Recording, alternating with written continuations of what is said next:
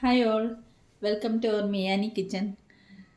ഞാനിന്നിവിടെ chicken sausage കൊണ്ട് ഒരു റെസിപ്പിയാണ് ഉണ്ടാക്കാൻ പോകുന്നത്. നമുക്ക് ചിക്കൻ സോസേജ് പെപ്പർ ഫ്രൈ ഉണ്ടാക്കാം. അപ്പോൾ ഞാൻ അതിനിവിടെ കുറച്ച് സാധനങ്ങളൊക്കെ എടുത്ത് വെച്ചിട്ടുണ്ട്. ഒരു 2 സവാള അരിഞ്ഞു വെച്ചിട്ടുണ്ട്, ഒരു തക്കാളി, കുറച്ച് ഇഞ്ചിയും വെളുത്തുള്ളി കനം കുറച്ച് നീളത്തിൽ അരിഞ്ഞത്, ഒരു ചെറിയ പച്ചമുളകുണ്ട്, കറിവേപ്പില, മല്ലിയില.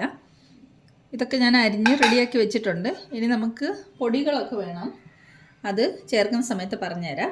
അപ്പോൾ ആദ്യം നമുക്ക് ഈ സോസേജിൽ ചിക്കൻ സോസേജ് ഒന്ന് കട്ട് ചെയ്തിട്ട് നമുക്ക് ചെറുതായിട്ടൊന്ന് ഫ്രൈ ചെയ്തെടുക്കണം.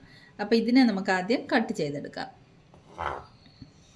ഇതൊരു 5 പീസ് ഉണ്ടായിരുന്നു ഒരു പാക്കറ്റിൽ. ഞാനതിൽ നിന്ന് ഒരു പീസ് ഇന്നലെ മസാല റൈസ് ഉണ്ടാക്കിയപ്പം പൊട്ടറ്റോ ഒക്കെ ഇട്ടിട്ട് മസാല റൈസ് ഉണ്ടാക്കിയപ്പോൾ അതിൽ ഒരു പീസ് ഫ്രൈ ചെയ്തിട്ട് ഭയങ്കര ടേസ്റ്റ് ആയിരുന്നു റൈസിന്. അപ്പം അതുപോലെ ഇന്ന് നമുക്കിതും കൊണ്ടൊരു പെപ്പർ ഫ്രൈ ഉണ്ടാക്കാം. ഇത് വേണമെങ്കിൽ റൗണ്ട് ഷേപ്പിലും കട്ട് ചെയ്യാം. ഞാനൊന്ന് നടുവേ കീറിയിട്ട് കട്ട് ചെയ്യാണ്.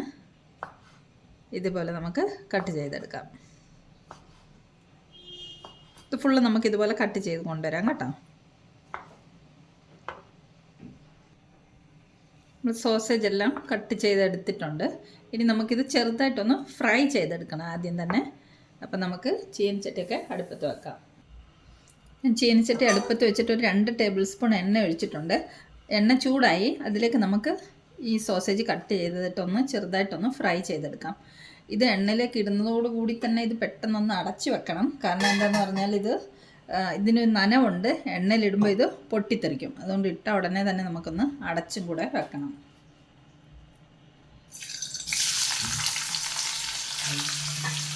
രണ്ട് മിനിറ്റ് ഇതിൻ്റെ വെള്ളമൊക്കെ പൊട്ടിത്തെറിക്കുന്നൊന്ന് സ്റ്റോപ്പ് ആവട്ടെ. അതിനുശേഷം നമുക്കൊന്ന് ഇളക്കി കൊടുക്കാം. നമുക്ക് സോസേജ് ഒന്ന് ഇളക്കി കൊടുക്കാം.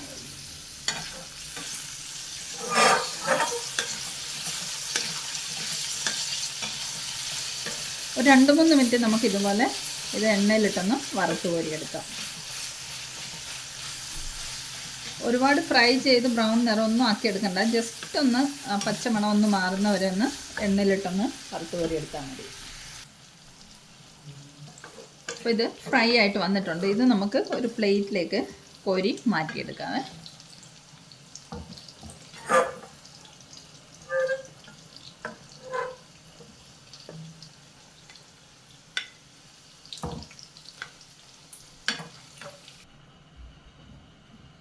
നമ്മളിതെല്ലാം കോരി ഒരു പ്ലേറ്റിലേക്ക് മാറ്റി വെച്ചിട്ടുണ്ട്. ഇനി ഇതേ എണ്ണയിലേക്ക് തന്നെ നമുക്ക് അരിഞ്ഞു വെച്ചിരിക്കുന്ന ഇഞ്ചി, വെളുത്തുള്ളി, പച്ചമുളകും കൂടെ ചേർത്ത് കൊടുക്കാം.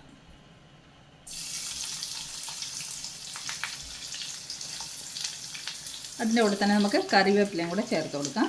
ഇനി ഇത് നല്ലോണം ഒന്ന് ഇളക്കി ഒരു 2 മിനിറ്റ് ഒന്ന് വഴറ്റിയെടുക്കാം.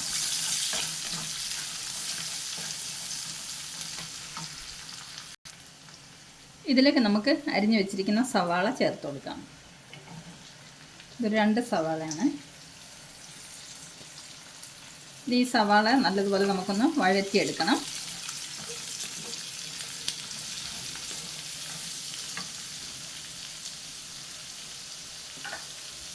ഇതിലേക്ക് നമുക്ക് ആവശ്യത്തിനുള്ള ഉപ്പ് ചേർത്ത് കൊടുക്കാം. ഉപ്പ് ചേർക്കുമ്പോൾ സൂക്ഷിച്ച് കുറച്ച് ചേർത്താൽ മതി. കാരണം സോസേജിൽ ഓൾറെഡി ഉപ്പുള്ളതാണ്. അതുകൊണ്ട് നമുക്ക് ഈ മസാലയ്ക്ക് ആവശ്യമുള്ള ഉപ്പ് മാത്രം ചേർത്ത് കൊടുത്താൽ മതി. ഉപ്പ് കുറവാണെന്നുണ്ടെങ്കിൽ പിന്നെ നമുക്ക് നോക്കിയിട്ട് ലാസ്റ്റ് ചേർത്ത് കൊടുക്കാം. അപ്പോൾ ഈ ഉള്ളിയൊക്കെ നല്ലതുപോലെ ഒന്ന് വഴറ്റിയെടുക്കണം.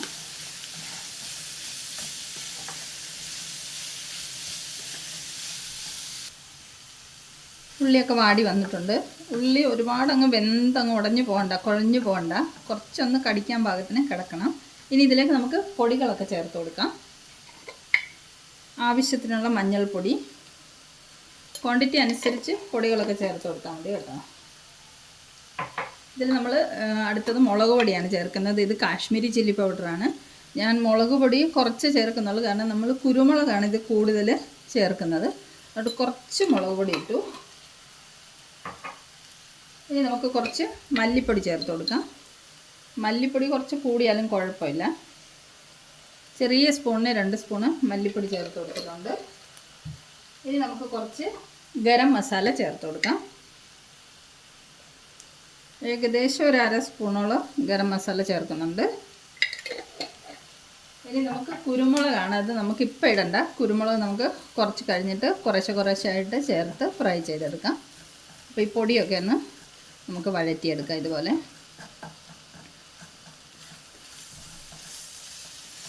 എല്ലാം കൂടെ ഒന്ന് ഇളക്കി മിക്സ് ചെയ്യാം.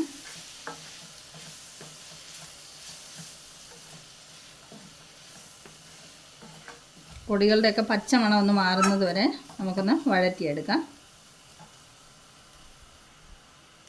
പൊടികളൊക്കെ മൂത്ത് വന്നിട്ടുണ്ട്. ഇതിലേക്ക് നമുക്ക് ഫ്രൈ ചെയ്ത് വെച്ചിരിക്കുന്ന ചിക്കൻ സോസേജസ് ചേർത്ത് കൊടുക്കാം.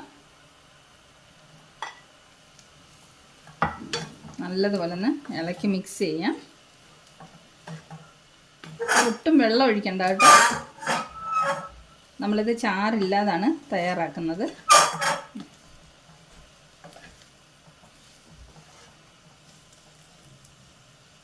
അപ്പോൾ ഇനി നമുക്കിതൊരു 2 മിനിറ്റ് അടച്ചു വെക്കാം.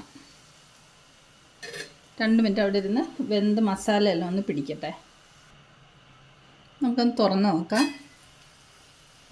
മസാലയൊക്കെ പിടിച്ച് നല്ല മിക്സായി വന്നിട്ടുണ്ട്. ഇതിലേക്ക് നമുക്ക് കുറച്ച് നാരങ്ങ നീര് ഒഴിച്ചു കൊടുക്കാം. കുരുവില്ലാതെ ഒഴിക്കാം.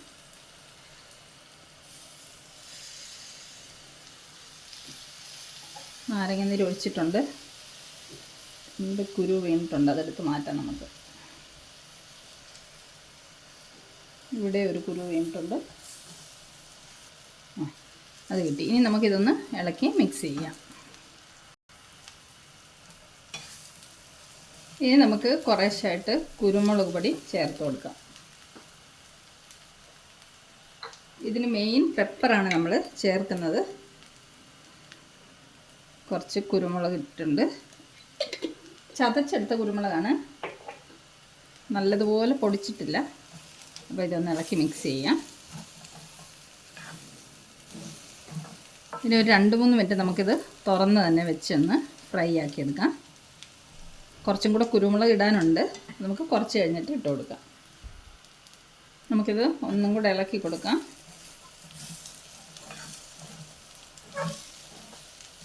കുറച്ച് കുരുമുളക് പൊടിയും കൂടെ ചേർത്ത് കൊടുക്കാം.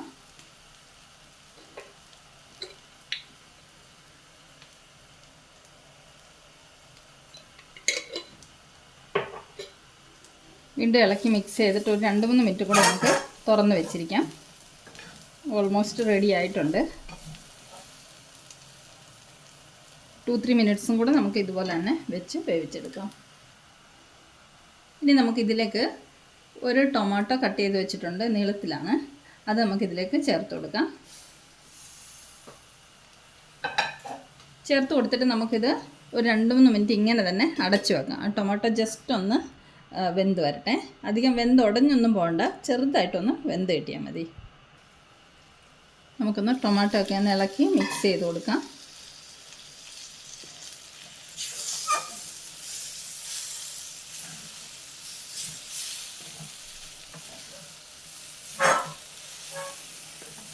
അപ്പോൾ നമ്മുടെ chicken sausage pepper fry ready ആയിട്ടുണ്ട്. ഇനി നമുക്കിതിൻ്റെ മുകളിലേക്ക് കുറച്ച് മല്ലിയിലയും കൂടെ ചേർത്ത് കൊടുക്കാം. മല്ലിയില ചേർത്ത് കൊടുക്കാം.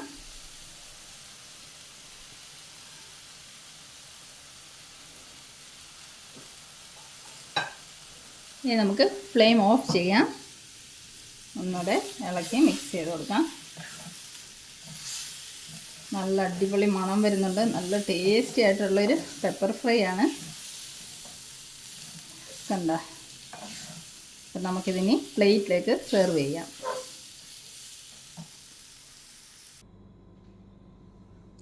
നമ്മുടെ chicken sausage pepper fry ready ആയിട്ടുണ്ട്. നല്ല ടേസ്റ്റി ആയിട്ടുള്ളൊരു കറിയാണ്. ചോറിൻ്റെ കൂടെയൊക്കെ സൈഡ് ഡിഷായിട്ട് കഴിക്കാൻ പറ്റിയൊരു കറിയാണ്. അപ്പം ഇതുപോലെ തയ്യാറാക്കി നോക്കണം. ഈ റെസിപ്പി ഇഷ്ടമായിട്ടുണ്ടെങ്കിൽ. അപ്പം നമുക്ക് വീണ്ടും സിമ്പിൾ റെസിപ്പിയായി മിയാനി കിച്ചണിൽ കാണാം. Thanks for watching. ബൈ.